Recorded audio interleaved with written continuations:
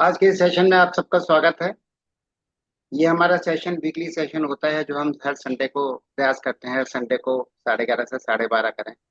इसमें हम diabetes related संबंधी बहुत सारी बातें डिस्कस करते हैं और आपकी कुछ इश्यूज भी अगर प्रॉब्लम हो तो उसको भी सॉल्व करने का प्रयास करते हैं।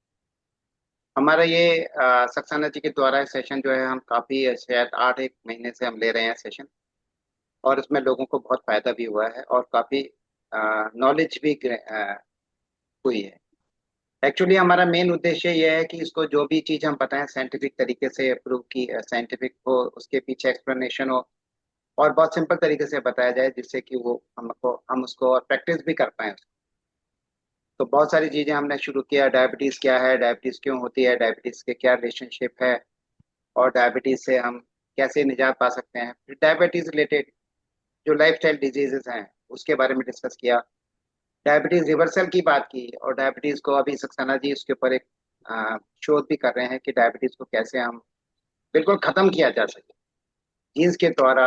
जीन्स को जीन्स इफेक्टेड होती हैं सब में, उसके ऊपर ये कभी डिस्कस करेंगे उसके ऊपर। और जो बेसिक प्रॉब्लम जो ओल्ड एज में हो जाती है, डायमेंशिया एक बहुत बड़ी समस्या है जो आदमी भूल जाता है। भूल जाना कोई प्रॉब्लम नहीं है, बट ऐसे करते हुए अपने आप को ही नहीं जान पाना कि मैं कौन हूँ, मुझे कहाँ जाना है, क्या करना है, ऐसे करके डेमेंशिया भूल जाते हैं। तो रात में चलते चलते एकदम उठ के चलने लग जाते हैं, घबराहट शुरू हो जाती है। मेरे घर में भी ऐसा इशू हुआ कि हमारे घर में रिलेटिव आया था और वो अचानक रात में चलने लग गया। फिर हमसे पूछा क्या कर रहे हो, तो बोले अरे मुझे क्या पता कि हम क्या कर रहे हैं। तो इस तरह की प्रॉब्लम कहीं रख के भूल जाना, किसी को आप नहीं पहचानते कोई बात नहीं, अगर बहुत दिनों बाद मिले तो अलग बात, पर आप किसी को जान पहचान वाले आदमी को अगर भूल जाओ एकदम से तो एक खतरे की घंटी बजती है। और डायमेंशिया से रिलेटेड पार्किंसन एक प्रॉब्लम जो है, पार्किंसन भी है जो काफी लोगों में आजकल फैल रहा है। उसके बाद कैंसर जो है, बहुत ही आजकल काफी कैंसर फैल रहा है। ये सारा कहीं ना कहीं डायबिटीज से रिलेटेड है। तो डायबिटीज एक अगर हम डायबिटीज को कंट्रोल कर लें, अपने आप को प्रिवेंशन कर लें, अपने आप को प्रिवेंट कर लें, अगर हो गया है तो उसको कैसे हम थोड़ा सा अपने आप को ठीक कर पाएं, ये सब हम चीजें इस सेमिनार में, इस वर्कशॉप में सीखते हैं। इसको हम इसका वीडियो भी शेयर करते हैं और इसको हम जो है इसका हम लाइव फेसबुक में भी डालते हैं जिससे कि कुछ लोग फेसबुक में भी देख पाएंगे। तो मैं अभी आपको मैं सक्सेना जी को इनवाइट करता हूँ, सक्सेना जी आए और अपना कार्यक्रम।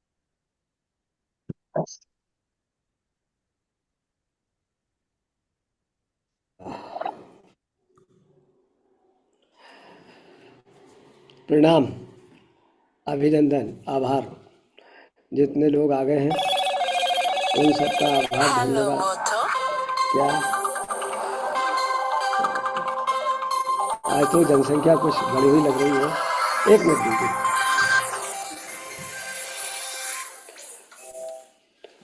पिछली बार हम लोग बात कर रहे थे, रमेश जी खिड़की खोलिए, सारे लोग खिड़की खोलिए। इंदू जी कल आप आई नहीं पैसे जमा करने के बाद। सर मैं बाहर थी, फंक्शन में आई हुई थी रात को, वहाँ पे नेट नहीं था। है ना, तो गलत बात है, पैसे जमा करके नहीं आना। ठीक है, चलिए। एनीवे, हम लोग पिछले सेशन में हम लोगों ने बात किया था dementia. What is the means of the dementia? Dementia means the मनोभ्रम। मनोभ्रम, वृद्धावस्था में मनोभ्रम, हमारी एज बढ़ती है उसके हिसाब से हमारे मस्तिष्क में भी कुछ चेंजेस आते हैं।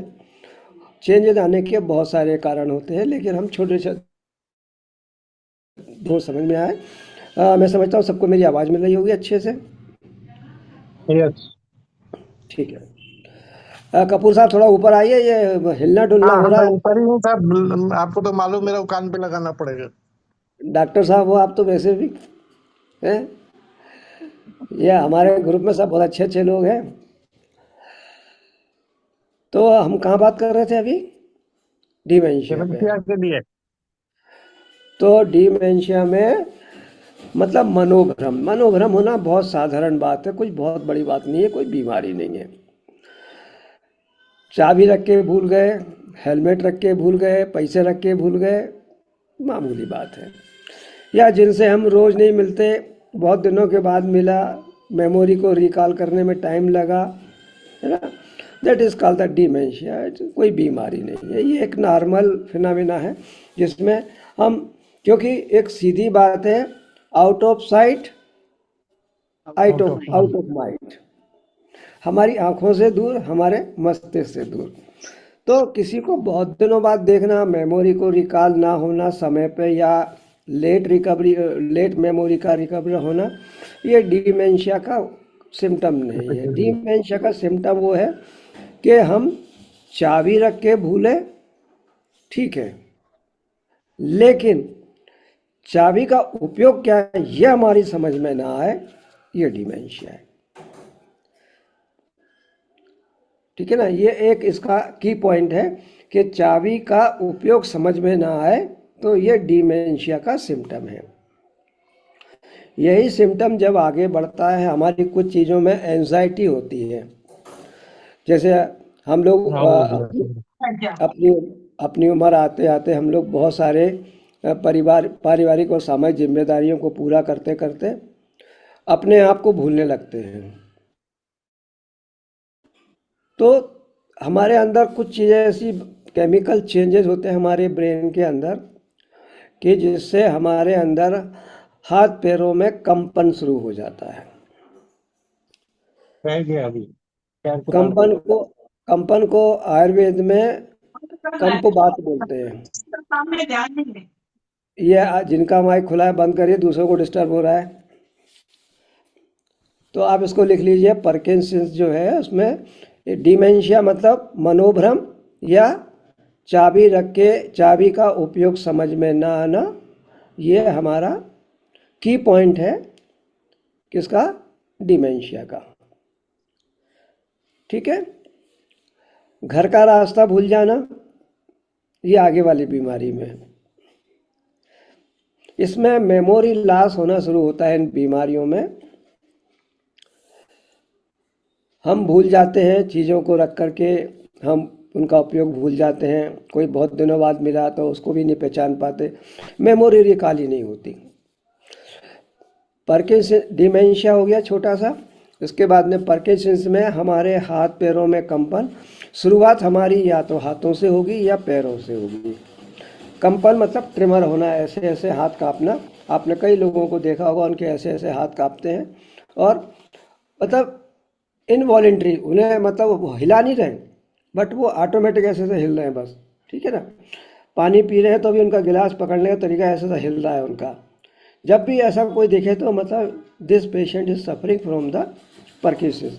इसको मेडिकल लैंग्वेज में बोलते हैं ट्रिमर्स। ट्रिमर्स आने के बहुत सारे कारण भी। कभी कभी क्या होता है कि अगर स्पाइनल इंजरी हो जाए तो भी ट्रिमर आ सकते हैं। मतलब आदमी गिर जाए छत पे से, या कोई ऐसी इंजरी हो जाए तो नर्व सिस्टम में अगर डैमेज हुआ तो ट्रिमर आ सकते हैं। ट्रिमर आने का कारण थायराइड भी हो सकता है, और तीसरा क्या है कि हमारी कोई चीज़ ऐसी जिसको हम बहुत प्यार करते हैं उससे हम दूर हो जाए। एंजाइटी के कारण भी आ सकता है। इसमें हमको मेंटल डिप्रेशन भी देखने को मिलेगा अगर हम इसमें जाते हैं पार्किंसंस में। डिमेंशिया का एडवांस है हमारा पार्किंसंस में ट्रिमर है। इसका की पॉइंट है ट्रिमर्स, TREMORS, ट्रिमर्स। ट्रिमर मतलब हाथों का कांपना। आयुर्वेद में इसको बोलते हैं कंपवात। आयुर्वेद की दृष्टि में यह हमारी वात का बढ़ना इसका कारण होता है। कंपवात का कारण आयुर्वेद की दृष्टि से वात दोष का बढ़ना होता है, जिसकी वजह से कंपवात होता है। दूसरा डिप्रेशन के कारण, तीसरा एंजाइटी के कारण, चौथा विड्रॉल। दारू पीने वाला आदमी, उसको एकदम दारू छुड़ा दो उसको, तो जो अल्कोहल का विड्रॉल सिम्टम है ये भी उसके अंदर एक क्रिएट कर सकता है कि उसको पार्किंसंस या उसको ट्रिमर्स आना शुरू हो जाए। कल कपूर साहब बोल रहे थे, बोले जो डायबिटीज़ है, आप लोगों ने सुना होगा कि लाइफ स्टाइल डिसीज़ है। कितने लोगों ने अपनी डायबिटीज ठीक कर ली लाइफ स्टाइल से?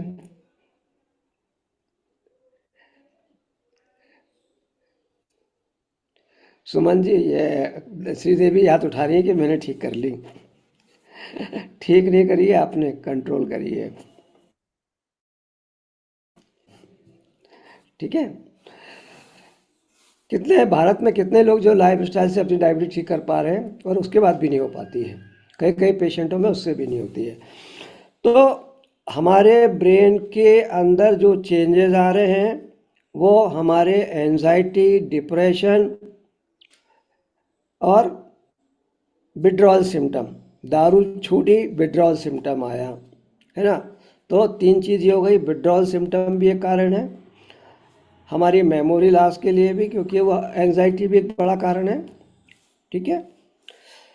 अब इसका जो एडवांस होता है वो होता है अल्जीमर। अच्छा, ये ज़्यादातर ये डायबिटीज़ के लोगों में क्यों मिलता है?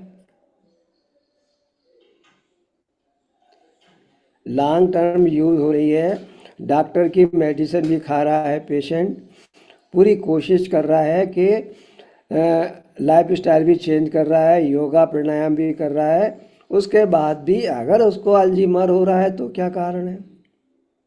कुछ तो कारण होगा, है ना। तो कारण क्या है? वो कौन सी चीज़ है जिसके वजह से हमारे दिमाग के अंदर या हमारे नर्वस सिस्टम में या हमारा सेंट्रल नर्वस सिस्टम या हमारा ब्रेन, जिसके अंदर न्यूरॉन्स की डेथ होना शुरू हो जाती है। जब न्यूरॉन्स की डेथ होती है हमारी बॉडी में न्यूरॉन्स जो है दोबारा रीजनरेट नहीं होते। जैसे लीवर रीजनरेट हो सकता है, किडनी और पेनक्रियाज भी रीजनरेट हो सकती है अगर हम उनको सही तरह का वातावरण उनको हम दे दें तो। क्योंकि आपकी बॉडी में तीन चीज़ें हैं जो जिनको रीजनरेट किया जा सकता है। उसमें सबसे प्रथम है, को आप काट के फेंक दो, 25% रखो, उसके बाद भी वो आपका रीजनरेट होकर के वापस आ जाएगा। किडनी और इनमें आपको थोड़ी विशेष मेहनत करना पड़ती है, ये भी रीजनरेट होने की इनकी संभावना बनती है।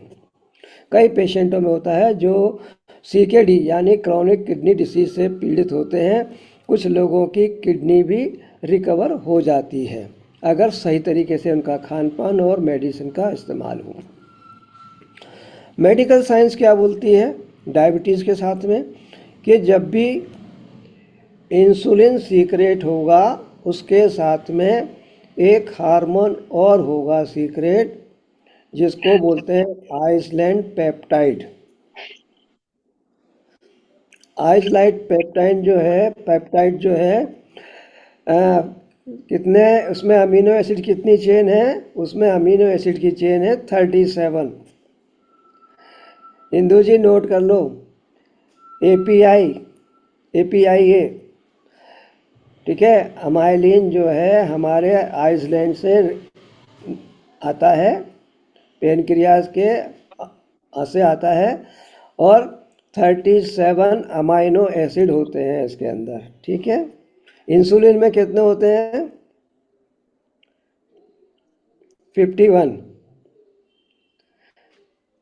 51 अमीनो एसिड की चेन होती है। 31 प्लस 20 अमीनो एसिड की जो चेन होती है वो हमारे इंसुलिन में होती है।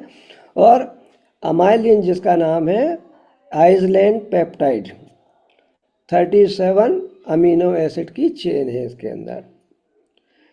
ये भी इंसुलिन के साथ आइसलैंड से सीक्रेट होता है। ये मैं नहीं बोला, ये मेडिकल साइंस की बुक बोलती है। ये रखी हुई है डायबिटीज मेलाइटिस की।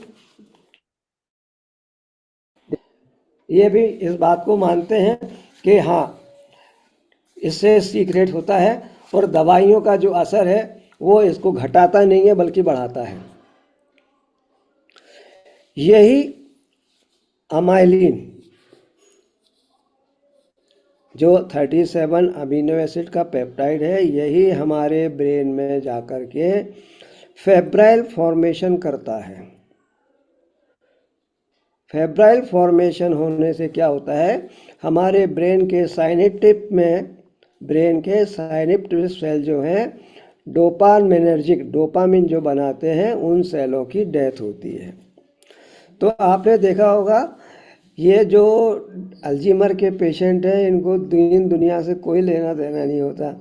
ना हंसी आती है, ना मुस्कुराहट आती है, ना खुशी का दम, ना गम का, क्योंकि उनको अपनी दुनिया ही समझ में आती है, क्योंकि उनको कुछ समझ में आता ही नहीं है। आप लोग कैसे कर सकते हैं इसको डायग्नोस? अगर कोई आदमी ऐसा दिखता है तो उसको बोलो जरा भैया अपना नाम लिखो या मेरा नाम लिखो, तो उसका नाम लिखने का तरीका जो है वो लिखेगा ही नहीं, और लिखेगा तो बहुत सोच सोच के एक एक शब्द में, उसको शब्द पहचानने में दिक्कत होती है कि कौन सा शब्द कहाँ आएगा। तो ये चीज़ आप लोग किसी भी आदमी की आप डायग्नोस कर सकते हो, बात करते करते भूल जाना उसका।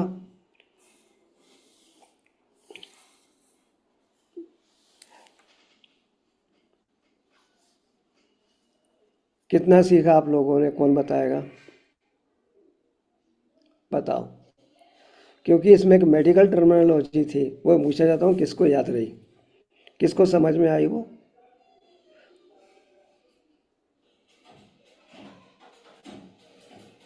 किसी को नहीं आई समझ में? इंसुलिन का आई तो है, ऐसा नहीं है। जैसे अमाइल का 31 चेन का उनका एमिनो एसिड होते हैं, इंस, इंस, इंसुलिन का 51 होता इंस,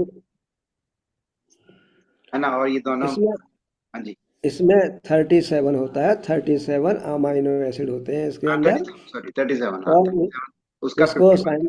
इसको अमाइलिन बोलते हैं। अमाइलिन का सीक्रेशन लिख लो आप लोग, अमाइलिन का सीक्रेशन इंसुलिन का, टोटल इंसुलिन का जो सीक्रेशन होता है उसका 1% होता है।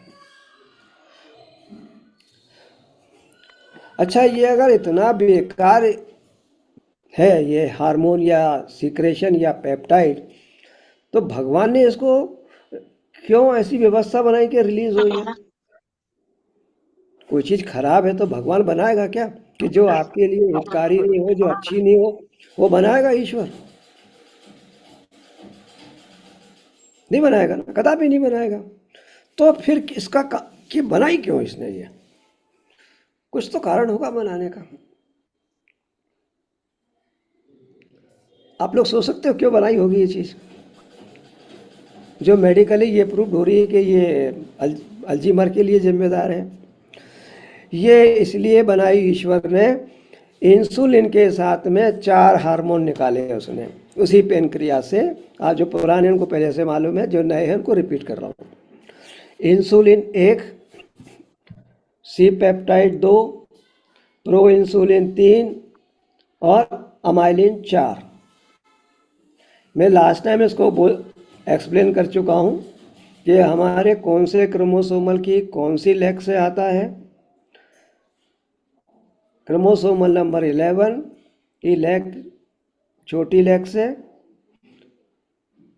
क्रोमोसोमल कोडोन होता है। कोडोन भी बताया था, कोडोन क्या होता है? तो हमारा इंसुलिन का सीक्रेशन होता है। इंसुलिन का काम गुद के अंदर मैनेज करना है। अच्छा, अगर हम भोजन नहीं करेंगे तो क्या इंसुलिन रिलीज होगा? अगर हम फास्टिंग स्टेट में रहेंगे तो क्या इंसुलिन रिलीज होगा? आप लोग अपने माइक खोल लीजिए, मैं यहाँ प्रश्न कर रहा हूँ, आप मुझे उत्तर दीजिए। खोल दीजिए इनके, हम आपस में इंटरेक्ट भी करेंगे। हाँ डॉक्टर साहब, कपूर साहब, हाँ जी। बताइए, क्या फास्टिंग स्टेट में हम उपवास करे हुए हैं, नौ दुर्गे के उपवास करते हैं लोग, तो इनका इंसुलिन सीक्रेट होता है या नहीं? बॉडी में इंसुलिन इंसुलिन बनता सिक्रेट है होता या है, नहीं? है? इंसुलिन सिक्रेट होता है। कितना होता है और क्यों होगा? अब कितना होता है नहीं मालूम, बट होता है, ये मैं श्योर हूँ। नहीं तो इसका काम क्या है जब कुछ खाया ही नहीं है तो। जबकि ये बोला गया है, मेडिकल साइंस ही बोलती है कि ये ग्लूकोज के साथ एक्टिव होता है। जब हाँ आप जी। ग्लूकोज जब आप खाना खा ही नहीं रहे, ऊपर आइए, जब आप हाँ खाना जी। खा हाँ। ही नहीं रहे हैं, जब आप खाना खा ही नहीं रहे हैं, ग्लूकोज आपकी बॉडी में नहीं बन रहा है, तो इंसुलिन का क्या काम। ये लीवर में जो बाइल बनता है उसको हाँ, ये लिवर में कंट्रोल करता है। उससे हाँ। बाइल्स का इससे कोई लेना देना नहीं है, ये डिपार्टमेंट अलग है। चलिए एनीवे, हमारी बॉडी के अंदर लगभग कितनी कैलोरी रहती है मालूम है आपको हमारी बॉडी में। साइज के हिसाब से हमारी बॉडी में मैक्सिमम 1 लाख कैलोरी रह सकती है डिपॉजिट। कितनी? 1 लाख कैलोरी। 1 लाख। लोग लेके चलते हैं ना, देखा होगा आपने, इतना बड़ा लेके चल रहे हैं, साथ में वो डबल इंजन का रॉकेट, कौन लेके चल रहे हैं डबल इंजन का रॉकेट ना, एक टंकी खत्म हो जाए दूसरी टंकी चालू हो जाए। तो ऐसे लोगों में लगभग 1 लाख कैलोरी का डिपॉजिशन उनकी बॉडी में होता है। अगर वो 2 महीने खाना नहीं खाएं तो भी उनका कुछ नहीं बिगड़ेगा सिवा वजन कम होने के, क्योंकि इतना सारा उन्होंने स्टॉक में रखा हुआ है।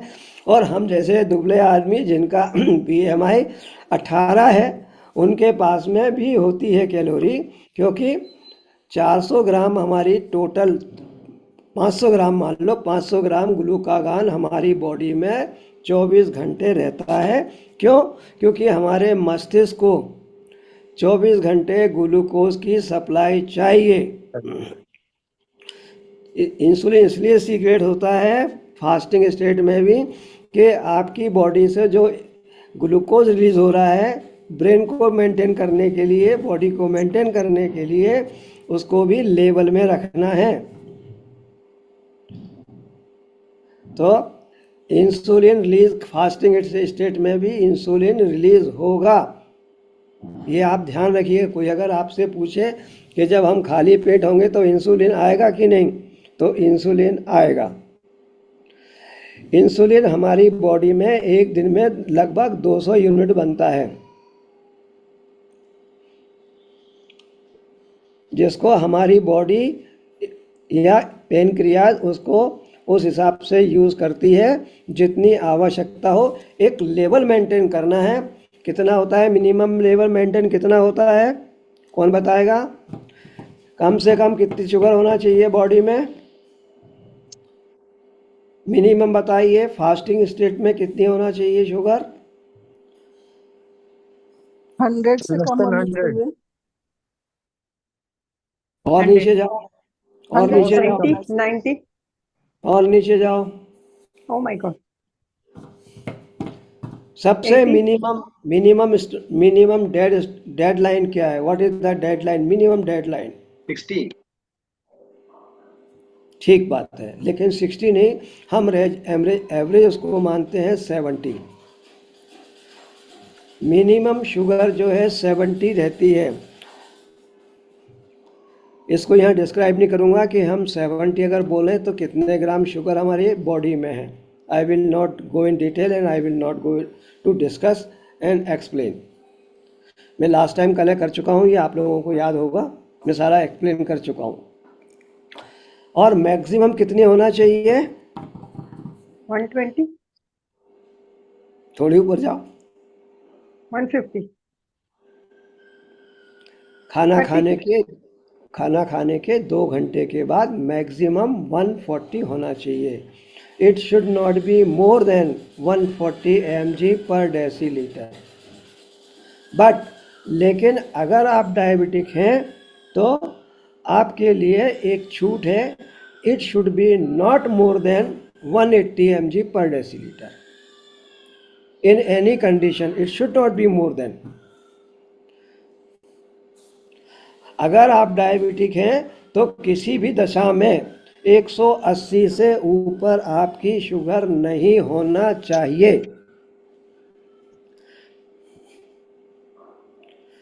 ठीक है? तो हम बात कर रहे हैं अल्जीमर पे और बात आ गई डायबिटीज पे, सब्जेक्ट से भटक गए। अमाइलिन जो भगवान ने बनाई है उसका रोल ये है कि आपके भोजन पेट के खाली होने का समय मेंटेन करता है। एक gastro emptying time, maintain the gastro emptying time, खाली होने की गति को मेंटेन करता है कि कितना धीरे धीरे आपका, देखा होगा आपने जो नॉर्मल है उनका 4 घंटे 5 घंटे में उनको भूख लगती है ना।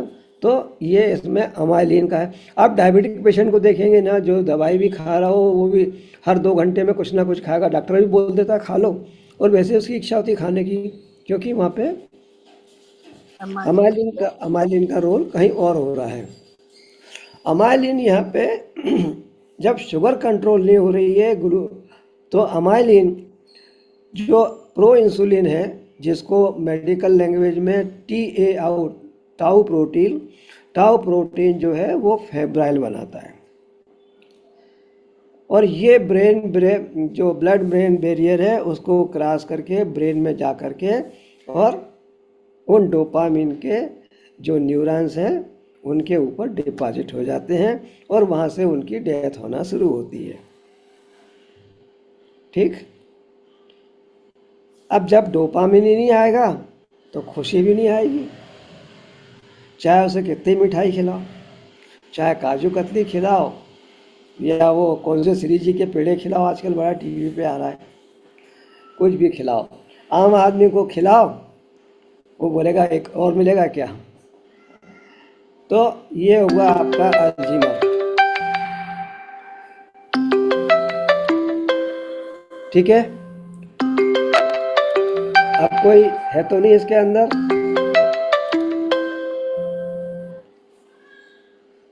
क्या समझ में आया आप लोगों ने, क्या सीखा, क्या समझ में आया आपको इतनी रामायण में? सीता जी कहाँ है, बता सकते हो? खोलो माइक अपना, बताओ आप लोगों ने क्या सीखा, अभी क्या लेके जा रहे हो आप?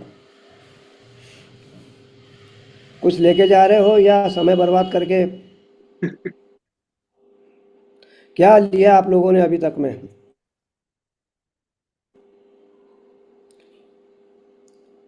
डॉक्टर साहब आप बताओ, कपूर साहब आप बताइए, क्योंकि आप तो डॉक्टर हैं, आप बताइए, आप एक्सप्लेन करिए दोबारा से।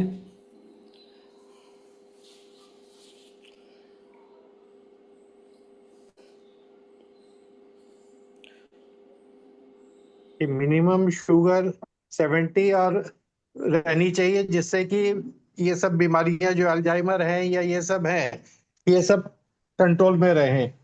डोपामिन बनेगा तभी वो काम आएगा।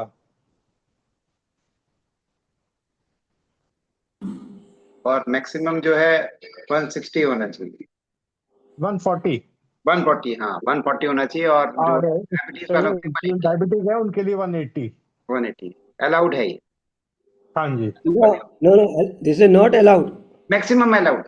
should not exceed in for any diabetic circumstances. Patient. Only for diabetic patient, not the normal हाँ ह्यूमन डायबिटीज बीइंग। की नॉर्मल, बात हाँ। डायबिटीज की बात करो, हाँ।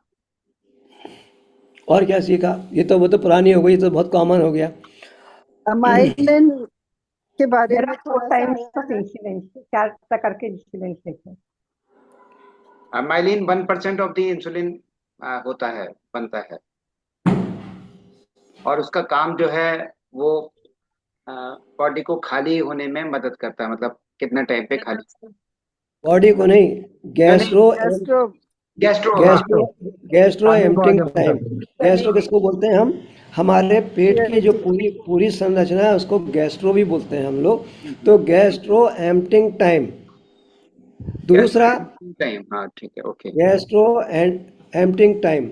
एम्पटिंग टाइम दूसरा, कंट्रोल करता है उसको। एलिन जो है, अमाइलिन जो है वेट को भी मेंटेन करता है। अच्छा।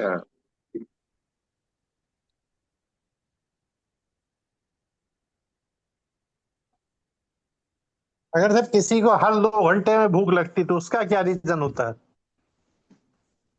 हर 2 घंटे में हाँ जी। उसको उसको देखो पहले उसका इंसुलिन सीक्रेशन कितना है।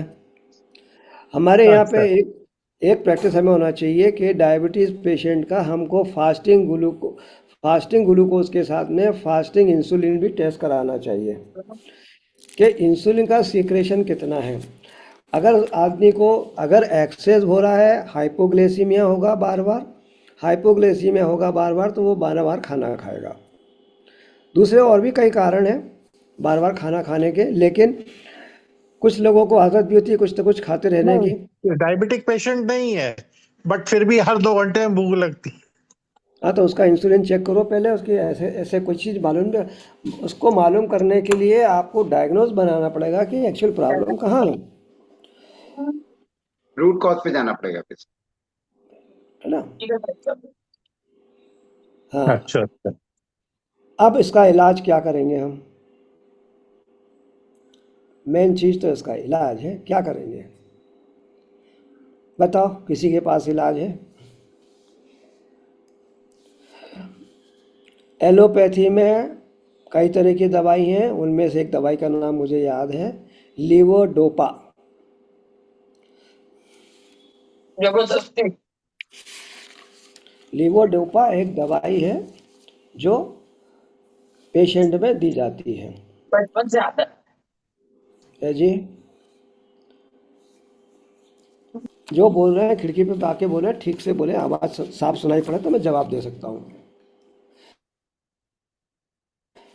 आयुर्वेद में भी उपचार हैं, तो आयुर्वेद में कोच के बीज भी खिला करके उपचार करने की बात है। आयुर्वेद में तो सबसे अच्छा गुड़मार की वो है, पाउडर है। गुड़मार जामुन ये सब पाउडर है। अल्जीमर के लिए वो तो डायबिटीज के लिए कहते हैं। सुमन जी, अगर इसको कोई खा के, डायबिटिक कंट्रोल के लिए आयुर्वेद में तो गुड़मार और जामुन सबसे अच्छी चीज है। ठीक है ना, तो आज तक ठीक कहाँ हुए लोग, किसी भी पैथी में ठीक नहीं, नहीं हुए। कंट्रोल रहती है वैसे। हल्दी, मेथी, गुड़मार, जामुन की गुठली, ये सब का पाउडर मिला के खाने से कंट्रोल में तो रहती है लोगों की। कितनी रहती है कपूर साहब, कंट्रोल 180 किसको के नीचे बोले ही रहती है उससे। हैं। 180 के नीचे रहती है। फिर भी आदमी को ये गैंग्रीन क्यों होता है, अल्जीमर क्यों होता है, आंखों की समस्या क्यों होती है। वो नहीं थी नहीं, तो मेरे ज्यादा ही है ना सर। कंट्रोल मेरे कंट्रोल तो सब सब रहती है, लेकिन ये बीमारियां क्यों आती हैं। सबसे मेन चीज़ है हमारी बीमारी भी नियंत्रण में हो, और ये जो कॉम्प्लिकेशन है ये भी ना आए। मेन चीज़ है कॉम्प्लिकेशन नहीं आए, जब तक हम जिंदा रहें, भले ही डायबिटीज़ रहे, लेकिन डायबिटीज़ के जो पीछे के कॉम्प्लिकेशन है वो ना आए। अभी तक तो डायबिटीज़ के बारे में मैं बता चुका हूँ पहले। और घर का सबसे अच्छा इलाज ये है कि पेशेंट को हमें क्या देना है, खोपरे का तेल सवेरे 5 ml से पिलाना शुरू करो। अल्जीमर के पेशेंट को, और आप भी पी सकते हो, खोपरे का तेल, कच्ची धानी का खोप 5 ml 10 ml आप करो, पिलाओ उसको। इसके रिजल्ट 100% आते हैं, थोड़ा सा समय लगता है पर आते हैं इसके रिजल्ट।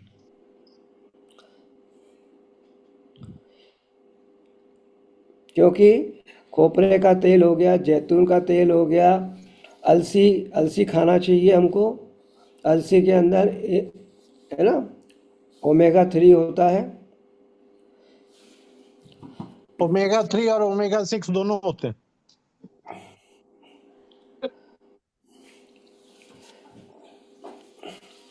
मछली के तेल के कैप्सूल आते हैं, वो भी खा सकते हैं हम। बट जो वेजिटेरियन है वो उनको लेना पसंद नहीं करते हैं वैसे ये। ऑप्शंस उसमें अवेलेबल है, जो सही है वो यूज करिए। उनमें उनमें EPH और DHA होता है ना, EPH और DHA। डॉक्टर साहब अलसी के बीज वैसे भी खाने को बोलते हैं जॉइंट्स पेन के लिए। हाँ, वो उसके अंदर जो ओमेगा 3 बनता है, फैटी एसिड, है ना, जी वो हमारे जो कार्टिलेज है उसके अंदर लुब्रिकेशन का काम करता है। जी इसलिए जॉइंट पेन में हम बोलते हैं, क्योंकि आपका लुब्रिकेशन कम माना जाता है कि आपके बॉडी में लुब्रिकेशन कम हो गया है। हमारे जॉइंट्स के बीच में कार्टिलेज होता है, जैसे घुटने में हमारा होता है, घुटने में पेन में होता है ना, हमारा दो हड्डियां एक साथ जुड़ती हैं, है ना। ये हाँ नीचे जी नीचे दो हड्डियां होती हैं, ऊपर एक हड्डी होती है।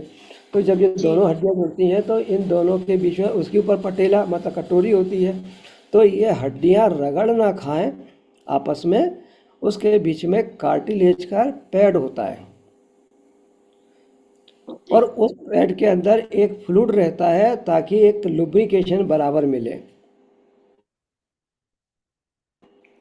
अलसी तो हमको आटे में भी पीस करके डाल लेना चाहिए, ऐसे तो खा नहीं पाएंगे हम, याद ही नहीं रहेगा, क्योंकि वो या तो अलार्म लगाओ या लिख के रखो कि सवेरे क्या क्या खाना है ना, और वो संभव होता नहीं है। तो सबसे बढ़िया है कि आटे में जब नमक डाल रहे हैं तो अलसी डाल लो, अजवाइन डाल लो, मेथी डाल लो पीस करके। मेथी भूख भी बढ़ाएगी, शुगर को भी कंट्रोल करेगी। मेथी को पीस करके बालों में लगा लो तो बाल गिरते नहीं हैं, बालों में चमक आ जाती है। पढ़ा होगा आप लोगों ने कि मैं मेथी को पीस के लेप लगा लो बालों में। हाँ जी हाँ जी। खोपरे का तेल मीडियम चेन फैटी एसिड है।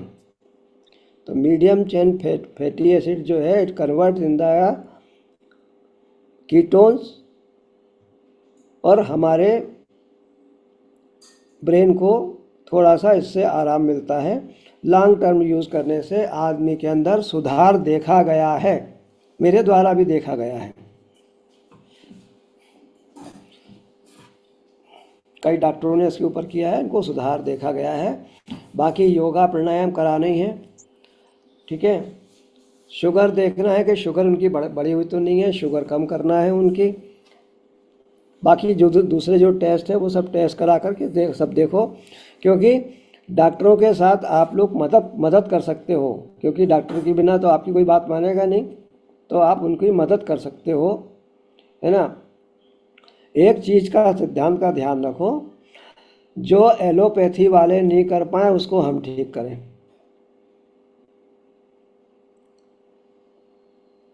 ठीक है ना। बहुत सारी चीज़ें हैं हमारे किचन में जो बहुत सारा काम करती हैं। आप कलौंजी भून के रख लो अपने घर में, कलौंजी आटे में डाल लो, बनाते ना अपन वो मठरी वगैरह बनाते तो क्यों डालते हैं कलौंजी? कलौंजी बहुत अच्छी दवा है जो हमारे किचन में है, मसाले फैट के रूप डाइजेस्ट करने के लिए सबसे अच्छी चीज है कलौंजी। तो वो जो है बहुत काम की है, वो बहुत सारी बीमारियों में काम करती है। एक हमारी बॉडी बनाती है शॉर्ट चेन फैटी एसिड, इस पे हम फिर कभी बात करेंगे कि short chain fatty acid body कैसे बनाती है। अभी आप इसको आप लोग भी पिए, आप सब लोग जो है ना 5-5 ml सवेरे ये तेल पिए और स्वस्थ और मस्त रहें। जो अपना ये पैराशूट आता है वो पी सकते? मेरा पैराशूट का कोकोनट एडिबल नहीं है सब, नहीं ना? एडिबल हाँ, दूसरे होते हैं। बट उसमें तो लिखा है नहीं, आपको फॉर कुकिंग। कच्ची धानी का मिल अच्छा, जाएगा। ओके। इससे तो अच्छा तो अपने आप घर सामने में बना लें तो सबसे अच्छा है। थोड़ी मेहनत जरूर है बट आराम से बन ओके जाता है, ज्यादा परेशानी नहीं है इसमें।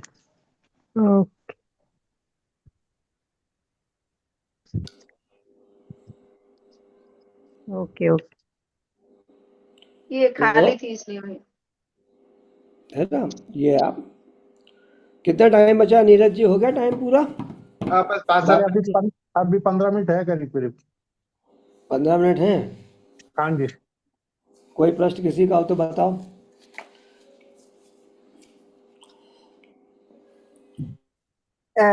सर जो आपने अमीनो एसिड चेन कही थी वो ब्रेन में जाके डोपामिन जो सेल्स बनाते हैं वो उनको डैमेज करता है? हाँ मैम, अच्छा, ठीक है। जो हमारी 30 देखो, ये हमारा जो पेप्टाइड बनाना, प्रोटीन से पेप्टाइड बनता है, ठीक है ना।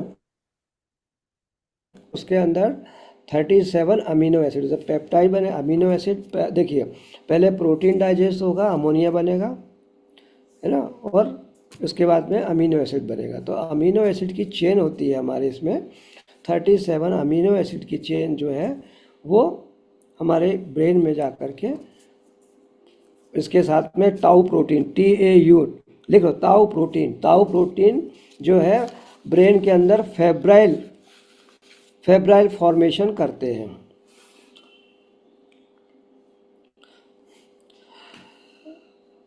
देखो, अगर एक बताऊं सबसे बढ़िया चीज़ आपको, खोपरे का तेल तो बता दिया, अब खोपरे का तेल का इंट्रा सेलुलर लेवल के ऊपर क्या इफेक्ट है। खोपरे का तेल पीने से मोटापा कम होता है। क्यों कम होगा? इसलिए कम होता है कि हमारी जो सेल की एनर्जी बनाने वाला डिपार्टमेंट है, जिसको हम बोलते हैं माइटोकॉन्ड्रिया, तो माइटोकॉन्ड्रिया की बायोजेनेसिस में चेंजेस आते हैं। उनके अंदर जो प्रोटीन काइनेज का डिपोजिशन होता है वो हट जाता है, और हमारा माइटोकॉन्ड्रिया जो हमारा ऊर्जा बनाने का संयंत्र है वो अच्छी तरीके से काम करता है। तो इसका ये मतलब मीडियम चेन फैटी एसिड जो है वो हमारे माइटोकॉन्ड्रिया का बायोजेनेसिस चेंज करता है। इसलिए डायबिटिक पेशेंट को भी अगर हम पिलाते हैं तो उसका शुगर में परिवर्तन आता है। विटामिन ई की जगह भी ये कम में, ठीक है। अब सब इसका इंटेक डायरेक्ट नहीं करके ऐसे कुकिंग में भी यूज कर सकते हैं, जैसे नहीं नहीं नहीं पराठे नहीं में ट्रायल। नहीं नहीं नहीं, पराठे में नहीं, आप तो डायरेक्ट इसको इंटेक करिए, मुंह में रखिए और गटक जाइए, ऊपर से गर्म ऊपर से पानी गर्म पी पानी पी लीजिए। सकते हैं अगर वो ज्यादा वो लगे तो। दूसरी बात क्या है, यही भी बताता हूँ, एक बताता हूँ, एक खोपरे के तेल का एक और बताता हूँ मैं आपको। एक आयुर्वेद में बोलते हैं गंडूस क्रिया। हाँ हाँ, हाँ जी। What is the means of गंडूस क्रिया? कंडूस में आप मुंह में डालते हैं और उसको गार्गल करते हैं और उसको बाहर निकाल देते हैं। पहले तो दांतों के बीच से अगर पार होना चाहिए वो। नहीं, वो ऐसे मुंह में कुल्ला करे जिससे कि दांतों के बीच में पार करे, तो उसका ज्यादा अच्छा इफेक्ट होता है। हमको 5 ml 7 ml जो हमारी कैपेसिटी है शुरू में मुंह में डालें, उसको चलाएं, मुंह में रख के नहीं बैठे, मुंह में चलाना है, जैसे चला है। हम कुल्ला जब वो करते हैं। सफेद हो जाए तब फेंकना है, तब थूकना है उसे।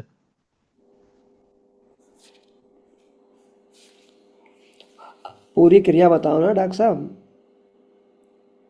सफेद अब आप कैसे बता मालूम रहे पड़ेगा? तो बस बीच में बोल दिया थोड़ा। नहीं तो पूरा बताओ फिर, भाई सफेद पाँच कैसे सात एम मालूम एल पड़ेगा? जितनी कैपेसिटी उतनी रख के मुंह में 5-7 मिनट 10 मिनट तक चलाए, और जब वो सफेद होने लग जाए तब उसे ऐसी जगह थूके जहां किसी का वो ना हो, डायरेक्ट बेसिन के सिंक में थूके, मतलब क्योंकि वो काफी पॉइजनस हो जाता है, हमारी बॉडी का काफी पॉइजन ले लेता है वो। और रेगुलर करने से काफी बीमारियां अपने आप ठीक हो जाती हैं इससे। समझ में आया आप लोगों के? और ये मुंह में नारियल नहीं तेल यही है जो जैसे अवेलेबल है पैराशूट वगैरह ब्रांड ये के वाला नाम नहीं, से? नहीं ये वाला नहीं नहीं, सुमन जी, क्रिया तो आप कर सकते हैं, लेकिन पीने के लिए अगर आप कच्ची धानी का आपको मिल जाए खोपरे का तेल तो वो ज़्यादा अच्छा है, ठीक है ना। अगर वो नहीं मिल रहा तो एक्स्ट्रा वर्जिन ऑलिव ऑयल ले लीजिए आप, ऑलिव ऑयल भी आप ले सकते हैं, ऑलिव ऑयल और खोपरे का तेल। और अगर आप चाहें तो मछली के जो कैप्सूल आते हैं EPH और DHA जिनके अंदर होता है उनका भी इस्तेमाल आप कर सकते हैं। इनके साथ में अगर हम हफ्ते में एक बार अगर हम विटामिन डी की कैप्सूल लेते हैं या सटेज लेते हैं, क्योंकि विटामिन डी जो है वो हमारा फैट सॉल्युबल है, उसके लिए ऑयल चाहिए। तो अब अगर आप इसके साथ में, इसीलिए क्या है, विटामिन डी जो लोग भी ले रहे हों वो कृपया खाना खाने के बाद लें, खाली पेट ना लें, खाना खाने के बाद, क्योंकि आपकी डाइट में जो फैट है उसके साथ में वो सिंथेसाइज होकर आपकी बॉडी में यूटिलाइज होगा। ठीक है,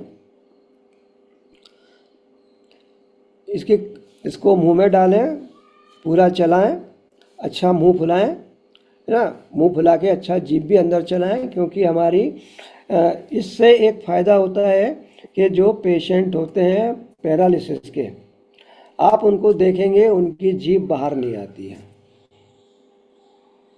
ठीक है ना, तो अगर हम अपनी जीभ की अगर एक्सरसाइज करते हैं तो हमारी जीभ ठीक रहती है, क्योंकि जीभ एक मसल है।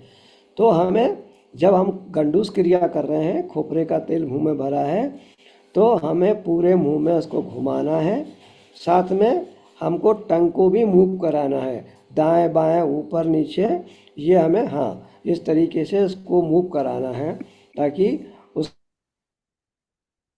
हमारे अंदर जो भी बैक्टीरिया डेवलप हो रहे हैं हार्मफुल, ये हमारी कैविटी को भी बचाता है। दूसरा, ओरल मतलब हमारे मुख की जो है स्वास्थ्य को मेंटेन करता है। तो ओरल हाइजीन, अभी तो आजकल एक नया वो नियम चल गया है, लोग वो हेक्साडीन पीते हैं पेस्ट करने के बाद में, हेक्साडीन लिया उसका कुल्ला कर रहे हैं। तो हम हफ्ते में, हाँ, that is called the mouth wash. तो हम हफ्ते में अगर 2 दिन या हफ्ते में 1 बार भी करते हैं या महीने में 2 बार करते हैं, तो हमारे दांतों को भी अच्छा रख सकते हैं। दूसरा बात क्या है, हम नीम की दातुन करके भी अपना ओरल हाइजीन मेंटेन कर सकते हैं। तीसरा क्या है, आपको सुन के आश्चर्य होगा, पीपल की दातुन हिलते हुए दांत को भी मजबूती प्रदान कर देती है। पीपल की दातुन, जी, पीपल एक बहुत ही बेनिफिशियल गाछ है, माइंड के लिए भी, दिमाग के लिए भी बहुत अच्छी चीज है। पीपल की पत्तियों को पानी में बॉईल करके, 4-5 पत्तियों को पानी में बॉईल करके पीने से भी आपका ये सब दिमाग की परेशानियां जो होती हैं, ये सब बीमारी, अल्जाइमर या ये सब है, इन सब में भी फायदा होता है। पीपल की छाल को भी अगर आप पीस के इसका पाउडर बना के वो करते हैं, बॉईल करके चाय की तरह पीते हैं, तो ये भी आपके काफी फायदा देती है दिमागी परेशानी के लिए। और पीपल की होम्योपैथी दवाई भी आती है, पीपल और बरगद की होम्योपैथी मदर टिंचर भी आती हैं, आप उनको भी यूज कर सकते हैं। अभी नाम मेरे को नहीं याद है, नहीं तो मैं आपको नाम बता देता इन दोनों का। अगले सेशन में बता दीजिएगा, हाँ जी, हाँ जी, हाँ जी। है ना। तो नीम की जो दातुन है उसको अगर हम करें और थूके नहीं, मतलब थोड़ी देर हम मुंह में उसको रखें, जो हमने किया है ना उसको हमें मुंह में रखना है। मुंह में रखने से क्या होता है, तो हाइजीन मेंटेन होता है। दूसरा, हमारे अगर मुंह में दांत में अगर कोई कीड़ा लग गया है तो उसके निकलने की भी संभावना होती है, ऐसा मैंने पढ़ा है, मैंने यूज़ भी की है पीपल की दातुन। और एक होती है अपामार्ग, जो आप लोगों को नहीं मिलेगी, अपामार्ग भी बहुत अच्छा काम करती है, बहुत सारी एमपी चीज़ों में बहुत अवेलेबल है अपामार्ग, दैट इज द बेस्ट दातुन। तो अपामार्ग को भी अगर मिल जाती है आपको, उसकी दातुन करें, उसको उसकी पत्तियों को सुखा के रख लें, उसको भी कभी दर्द हो तो उसको कर सकते हैं। अपामार्ग के बहुत सारे उपयोग हैं, लेकिन अभी दांत अपन ओरल हाइजीन की बात कर रहे हैं। ओरल हाइजीन अगर मेंटेन नहीं है तो हार्ट अटैक का खतरा भी बढ़ता है। बस इतना ही पचा लोगे ना, अब से ज़्यादा, इससे ज़्यादा नहीं देंगे, लिख लो ये, और इतना पचाओ। क्योंकि मैं तो बैठा बैठा मेरी तो कैसेट फंस जाती है, मैं तो सब बोलता जाता हूँ। आपके पास ज्ञान इतना है सर। ज्ञान नहीं है, सब आप लोगों में से आ जाता है।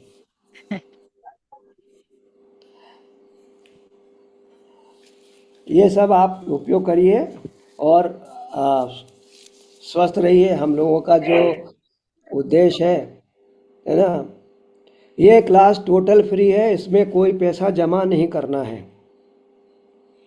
ये जो हर नए संडे लोग, 11:30 से 12:30 चलेगी सब।